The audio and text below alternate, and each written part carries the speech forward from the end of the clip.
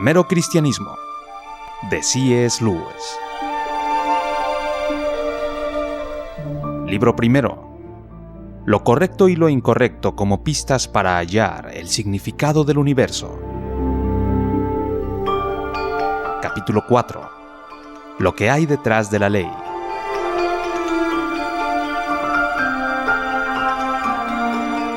Permítasenos un resumen de lo que hasta ahora hemos dicho. En el caso de las piedras y los árboles y las cosas semejantes, lo que llamamos leyes de la naturaleza puede que no sea sino una manera de hablar. Cuando se dice que la naturaleza se halla gobernada por ciertas leyes, puede ser que solo significa que la naturaleza se comporta en efecto en cierta forma. Las llamadas leyes puede que no sean algo real que esté por encima y más allá de los hechos que podemos observar. Pero en el caso del hombre vimos que no es así. La ley de la naturaleza humana o ley de lo correcto y lo incorrecto puede ser que sea algo que esté por encima y más allá de la realidad de la conducta humana. En ese caso tenemos algo más, una ley real que no inventamos y que sabemos que tenemos que obedecer. Ahora quiero considerar lo que esto nos dice en cuanto al universo en que vivimos. Desde que los seres humanos estuvieron en capacidad de pensar, han estado preguntándose qué es en realidad el universo y cómo surgió. Y en forma muy somera, dos son los puntos de vista propuestos. El primero es el que se conoce como el punto de vista materialista. Quienes sostienen tal punto de vista piensan que la materia y el espacio simplemente existen y siempre han existido. Nadie sabe cómo, y que la materia, comportándose en ciertas formas fijas y por una especie de azar, llegó a producir criaturas como nosotros, con capacidad de pensar. Por una casualidad entre millares de otras posibles, algo entró en colisión con nuestro Sol e hizo producir los planetas. Y por otra casualidad entre millares de otras, los elementos químicos necesarios para la vida y la temperatura correcta se presentaron en uno de estos planetas. Y parte de la materia de este planeta cobró vida. Y luego, por una muy prolongada serie de casualidades, las criaturas vivientes se desarrollaron hasta llegar a ser seres como nosotros. El otro punto de vista es el religioso. De acuerdo con él, lo que hay detrás del universo es más como una mente que como cualquier otra cosa que conocemos. Es decir, es consciente y tiene propósito y prefiere una cosa a la otra. Y según este punto de vista, esa mente hizo el universo en parte con propósitos que no conocemos, pero en parte por lo menos para producir criaturas como él, en el sentido de que tuvieran mente.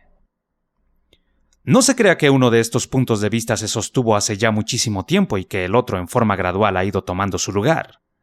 Donde quiera que ha habido hombres pensantes, ambos puntos de vista han coexistido. Y téngase en cuenta esto. No se puede determinar cuál de los dos puntos de vista sea el correcto recurriendo a la ciencia en su sentido ordinario. La ciencia trabaja por medio de experimentos. Observa cómo se comportan las cosas. Toda declaración científica a la larga, por complicada que parezca, en realidad significa más o menos esto.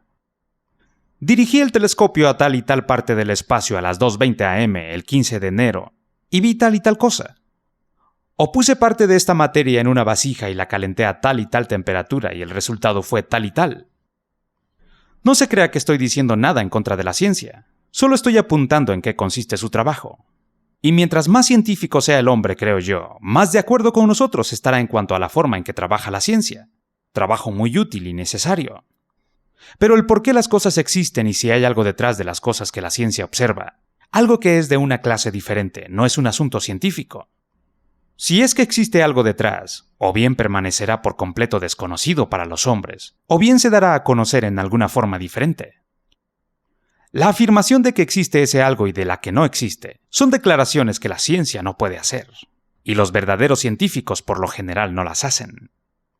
Por lo general son los novelistas y los periodistas populares los que, captando aquí y allá ciertos hechos científicos a medio cocinar, se atreven a hacer afirmaciones en uno u otro sentido. Después de todo es lógico. Supongamos que la ciencia llegue a perfeccionarse tanto que conozca cada una de las cosas de todo el universo. No es claro que interrogantes tales como ¿por qué hay un universo? ¿Por qué se comporta tal como lo vemos? ¿Tiene esto algún significado? ¿Quedarán siendo como son? ¿Simples interrogantes? Sería esta una posición por completo desalentadora si no fuera por esto. Existe una cosa y solamente una en todo el universo de la que sabemos más que lo que podemos aprender por observación externa. Y esa cosa es el hombre. No es solamente que observemos a los hombres, es que somos hombres. En este caso tenemos, por decirlo así, información interna. Sabemos de lo que se trata. Y es por ello que sabemos que los hombres se hallan bajo una ley moral que no hicieron ellos, que no pueden ignorar así traten de hacerlo y que saben que tienen que obedecer. Nótese el punto siguiente. Cualquiera que estudie al hombre desde afuera, tal como estudiamos la electricidad o los repollos, sin conocer nuestro lenguaje y por lo tanto sin ser capaz de llegar al conocimiento interior de lo que somos los hombres, nunca llegará a tener la más mínima evidencia de que tuviéramos esta ley moral. ¿Cómo podría tenerla? Por su observación solo podría llegar a conocer lo que hacemos, y la ley moral tiene que ver con lo que deberíamos hacer. En la misma forma, si hubiera algo que estuviera por encima y más allá de los hechos observados en el caso de las rocas o del tiempo ambiental, nosotros al observarlo desde afuera nunca podríamos esperar descubrirlo. La posición del asunto entonces es algo así. Deseamos saber si el universo simplemente llegó a ser lo que es sin más ni más, o si hay un poder detrás de él que lo hace ser lo que es. Como tal poder, si es que existe, no sería ninguno de los hechos observados, sino una realidad que hizo que tales hechos tuvieran lugar. Ninguna mera observación de los hechos lo podría hallar. Solo existe un caso en el cual podríamos saber si existe algo más, nuestro propio caso, y en ese caso hallamos que sí. O poniéndolo en otra forma completamente distinta, si hubo un poder controlador fuera del universo, no se nos podría mostrar como uno de los hechos del universo en la misma manera que el arquitecto de una casa podría ser una pared, unos escalones o la chimenea de esa casa. La única forma en la cual podríamos esperar que se nos mostrara sería dentro de nosotros mismos como una influencia o como un mandato a comportarnos en cierta forma. Y esto es justamente lo que hallamos dentro de nosotros. ¿No debería despertar esto sospechas en nosotros? En el único caso donde podríamos esperar conseguir una respuesta, la respuesta es sí, y en todos los demás casos donde no se logra una respuesta, vemos por qué no. Supongamos que alguien nos pregunta, cuando veo a un hombre en uniforme azul que deja sobres en cada casa, ¿por qué supongo que tales sobres contienen cartas? Nuestra respuesta sería, porque cuantas veces este mismo hombre deja para nosotros sobres semejantes, encuentro que contienen cartas. Y si se objetara, ¿pero es que nunca has visto las cartas que supones que los demás están recibiendo? Contestaríamos, por supuesto que no, y no las esperábamos ver porque no estaban dirigidas a nosotros. Explico los sobres que no se me permiten abrir por medio de los sobres que sí se me permiten abrir. Lo mismo ocurre con esta pregunta. El único paquete que se me permite abrir es el hombre. Cuando lo hago, especialmente cuando abro ese paquete en particular que llamo yo mismo, encuentro que no existo solo, que estoy bajo una ley, que algo o alguien quiere que me comporte en cierta manera. No creo, por supuesto, que si pudiera meterme dentro de una piedra o un árbol descubriera exactamente la misma cosa, del mismo modo que no creo que todas las demás gentes de la calle reciban las mismas cartas que yo. Esperaría, por ejemplo, descubrir que la piedra tiene que obedecer la ley de la gravedad, que mientras que el remitente de la carta simplemente me dice que obedezca la ley de mi naturaleza humana, él compele a la piedra a que obedezca las leyes de su naturaleza de piedra. Pero esperaría encontrar que habría, por así decirlo, un remitente de ambas cartas en ambos casos, un poder detrás de los hechos, un director, un guía. No pienses que voy más deprisa de lo que en realidad lo hago. No estoy ni siquiera a 1000 kilómetros del Dios de la teología cristiana. Lo único que tengo es algo que dirige el universo, y que aparece en mí como una ley que me urge a hacer el bien y que me hace sentir responsable e incómodo cuando hago el mal.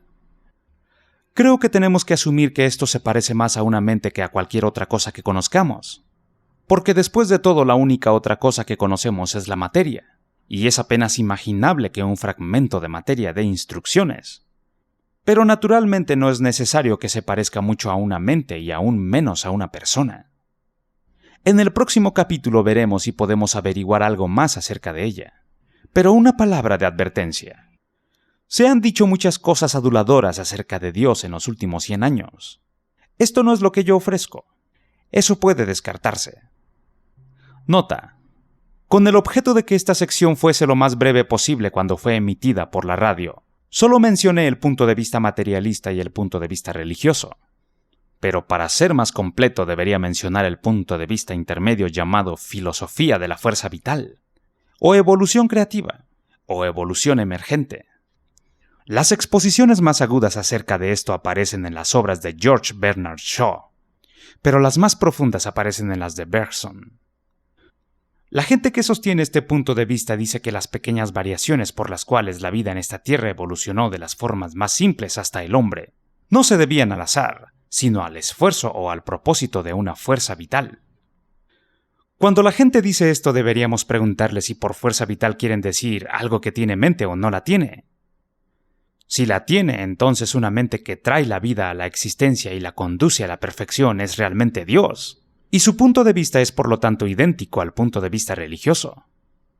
Si no la tiene, ¿qué sentido tiene decir que algo que no tiene mente se esfuerza o tiene un propósito? Esto me parece fatal para su punto de vista. Una de las razones por las cuales la gente encuentra tan atractiva la idea de la evolución creativa es que le da a uno parte del consuelo emocional de creer en Dios y lo exime de las consecuencias menos agradables. Cuando te sientes bien y brilla el sol y no quieres creer que todo el universo es una simple danza mecánica de átomos, es agradable pensar en esta gran fuerza misteriosa que se despliega a lo largo de los siglos y que te transporta en la cresta de la ola. Si por otro lado quieres hacer algo que no está muy bien, la fuerza vital, ya que es una fuerza ciega, sin moral y sin mente, jamás intervendrá en nosotros como ese molesto Dios del cual nos enseñaron cuando éramos pequeños. La fuerza vital es una especie de Dios domesticado. Puedes ponerlo en funcionamiento cuando quieras, pero no te molestará. Todas las emociones de una religión y ningún precio que pagar por ellas. ¿No es la fuerza vital el mayor logro de creencia deseada que el mundo ha visto hasta la fecha?